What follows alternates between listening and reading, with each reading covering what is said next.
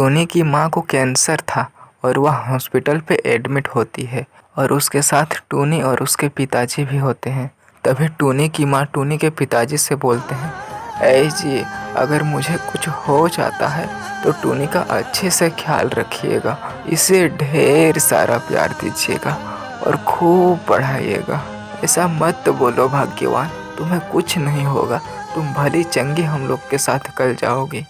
और फिर टूनी की माँ टूनी से बोलती है, बेटी तुम खूब मन लगा के पढ़ना, एक दिन तुम बड़ी अफसर बनना। हाँ माँ, मैं ज़रूर बनूंगी, तुम बस ठीक हो जाओ। बेटी मुझे लगता है मेरा अंतिम समय आ गया है, अब मैं तुम लोगों का साथ नहीं दे पाऊंगी। यह कहकर टूनी की माँ अपनी आंखें हमेशा हमेशा के लिए बंद कर लेती है। उसके बाद टूनी तथा उसके पिताजी उसका दाह संस्कार करते हैं। उसके बाद टूनी बहुत गुमसुम रहने लगी। वह अपने पिताजी से भी सही से बात नहीं करती थी, वह बस अकेले में अपनी माँ को याद करके रोया करती थी। एक दिन टूनी के पिताजी उसके कमरे में आते हैं और बोलते हैं, बेटी तुम यहाँ क्या करती रहती हो, बाहर जाओ, थोड़ा घूमो, अपने दोस्तों के साथ खेलो, अच्छा लगेगा। लेकिन टूनी अपने पिताजी को कुछ भी नहीं बोलती है। उसके बाद टूनी के पिताजी बाहर गांव की ओर घूमने चले जाते हैं। तभी गांव में उसे लूसी मिलता है और बोलता है, अरे भाई कैसे हो, सुना है तुम्हारी बीवी अब नहीं रही। हाँ लूसी, मेरी किस्मत में यही था। और बताओ अब आगे के बारे में क्या सोचा है। कुछ नहीं भाई, मेरी ज़िंदगी का एक ही मकसद है कि टूनी को पढ़ा लिखा के एक अफसर बनाना है। वो सब तो ठीक है, लेकिन अपने शादी के बारे में कुछ सोचा है। नहीं भाई, मुझे शादी वादी नहीं करना है, मैं टूनी के साथ खुश हूँ। ठीक है, मुझे लगता है तुम्हें अब बीवी की ज़रूरत नहीं है, लेकिन टूनी को एक माँ की है ना। यह बोलकर लूसी अपने घर की ओर चला जाता है और टूनी के पिताजी भी घर चले आते हैं। और वे घर आके थोड़ा शांत मन से सोचते हैं कि मुझे टूनी की खुशियों के लिए शादी कर लेनी चाहिए। टूनी भी बेचारे दिन भर अकेले घर में रहती है, रोती रहती है, कम से कम उसकी नई माँ आएगी तो उससे उसका मन बना रहेगा।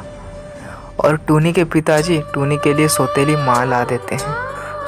शुरू तो टूनी अपनी माँ के साथ खूब घुल मिल कर रहती थी, खूब खुश रहती थी। लेकिन धीरे धीरे टूनी की माँ टूनी से घर का सारा काम करवाती थी और वह खुद आराम से बैठी रहती थी। और टूनी के पिताजी उसकी सौतेली माँ का ये रवैया देखकर एक दिन बोलते हैं, ओ भाग्यवान, ये सब क्या करती हो तुम, बच्ची से दिन भर काम करवाती हो और तुम खुद आराम करती हो। और टूनी की माँ रोने लगती है और बोलती है, हाँ मैं दिन भर काम करके थक जाती हूँ, इतना काम करती हूँ मेरे कमर में दर्द हो जाता है और आप बोलते हैं मैं दिन भर बैठी रहती हूँ। अरे भाग्यवान, मेरा कहने का वो मतलब नहीं था और तुम पगली रोने लगी। इस तरह करके उसके सौतेली माँ उसके पिताजी को मना लेती है और इस तरह कई दिनों तक लगातार टूनी अपने घर का सारा काम करती आ रही थी और उसे एक दिन बुखार आ जाता है। तभी टूनी की सौतेली माँ को घर का सारा काम खुद ही करना पड़ता है। तभी उसे लगता है घर में बहुत सारा काम करना पड़ता है, टूनी बेचारी थक जाती होगी दिन भर करके, और मैं भी कितनी निर्दयी हूँ ना कि उस बच्ची से दिन भर सारा काम करवाती थी। इसी कारण उसे इतनी तेज बुखार आ गई है। और फिर वह टूनी से जाके बोलती है, बेटी मुझे माफ़ कर दो, मैं तुम्हें दिन भर सारा काम करवाती थी। मैं भी कितने निर्दयी हूँ ना कि एक बच्ची से दिन भर सारा काम करवाती थी। टूनी, मैं दुनिया की सबसे बुरी माँ हूँ और हो सके तो मुझे माफ़ कर दे। नहीं माँ, ऐसी बात नहीं है, तुम दुनिया की सबसे अच्छी माँ हो। यह कहकर टूनी अपनी माँ को माफ़ कर देती है और फिर दोनों खुशी खुशी साथ में रहने लगते हैं।